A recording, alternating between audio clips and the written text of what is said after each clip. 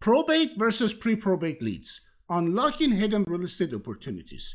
Which one is right for you? Probate or pre-probate leads? First, we must understand how inheritance leads are generated and who and how to contact the heirs to inquire about purchasing or listing the properties. When buying an inheritance property, most people think of contacting a personal representative or executor who might want to sell the property they might be inheriting. But there is a bit more to it. I am going to explain all these intricacies as fast as possible. Let's look at the big picture.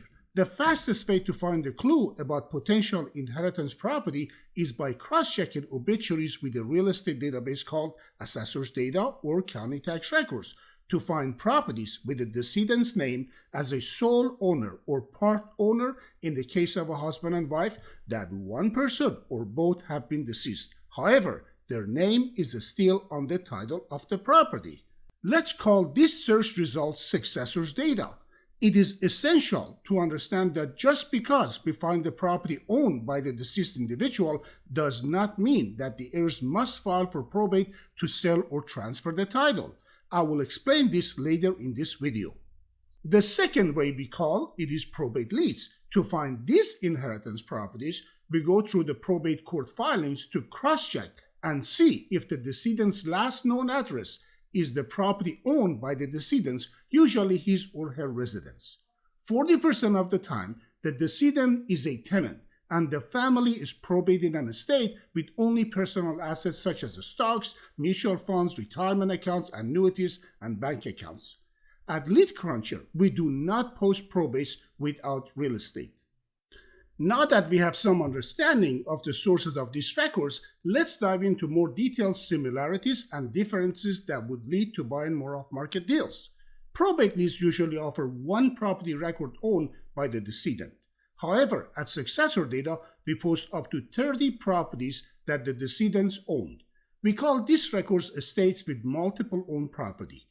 We create a separate list for our members to give them a copy of the estates with multiple properties from the records they select. How significant is it? Let me give you two examples. When B.D. Sharon Nichols passed away in Ohio, our researchers noticed a mention of the state of Tennessee in her obituary, and we researched her name in Tennessee. And guess what? She owned over 10 properties in DeKalb County, Tennessee that later was sold in bulk to a LLC. Or take the case of Jack L. Dixon, who has almost no description in his obituary. As it turned out, Mr. Dixon was a savvy real estate investor with a small mobile home park in his name in Fort Collins, Colorado. And guess what? All those properties were sold to Terry Lake Mobile Home Park LLC as a standard sale. At Successor Data or Pre-Probate, you find inheritance properties owned in three different general types of ownership. 30% owned through a living trust, sold by successor trustees, usually a family member, no probate. 30% joint tenancy, sold by a widow or widower, no probate. 40% pre-probate, sold through probate court proceedings. Now, let's look at some of the beneficial properties of probate data that you will not find in pre-probate or successor data. Each record has three properties information. Unlike Successor Data, which gives you ownership, the property address, the mailing address, link to obituary, Zillow, and Area Zoom, the data provided at Probate Leads is a bit more comprehensive. Probate Leads have decedent probate case number, name, and property owned by the decedent, personal representative's name, mailing address, and phone number, attorney's office, name, address, phone, and email address. Let's talk about the similarities we are asked. Our online mail merge lets you contact the heirs using Successor Data or Probate Leads. You can generate 1, 2, or 1,000 letters in seconds with a click. You can download your letters as PDF document or print them online in 3 formats. There is no need to worry about what your letter has to say. Ask us. LeadCruncher has got you covered.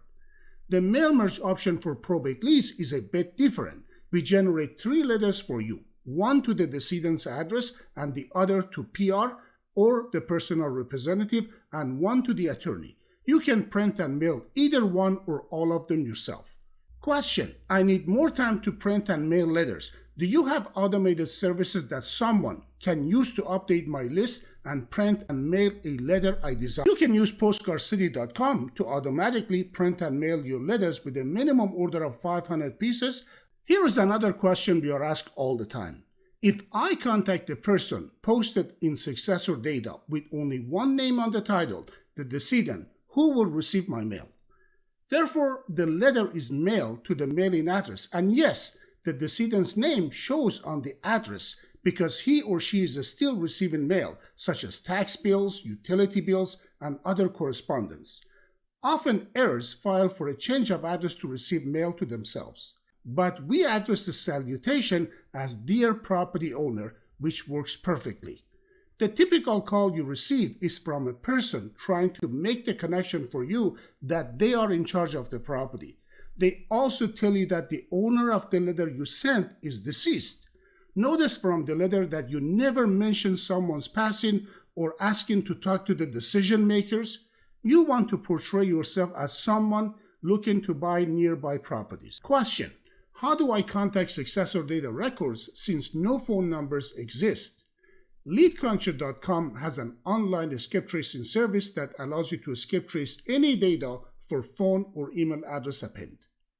Question: can I export my leads as Excel or CSV? Absolutely. With one, you can export your data. How often do I get new records? On Successor Data, weekly, usually on Tuesdays, and for probate leads, usually twice a month. Do you scrub my data to scrub out sold properties? Absolutely. Every week, we remove the records of properties that have changed ownership for your account and move them to My Data Sold, providing you with the new owner's name. The Lead Cruncher also has a feature called Owner Verifier. Watch the video to see how to scrub any other data you might have in seconds. Another similarity is that both datasets can be selected and moved to triple dialer with one click. You can skip trace for the missing phone numbers on the triple dialer, or if you have any data that needs a skip tracing, you can use the online skip tracing feature. The bottom of the triple line dialer has a video that shows how the dialer works. If you have any questions, you can reach us by phone. Our number is at the top of the homepage, and we also offer one-on-one online sessions to answer any questions or concerns you might have.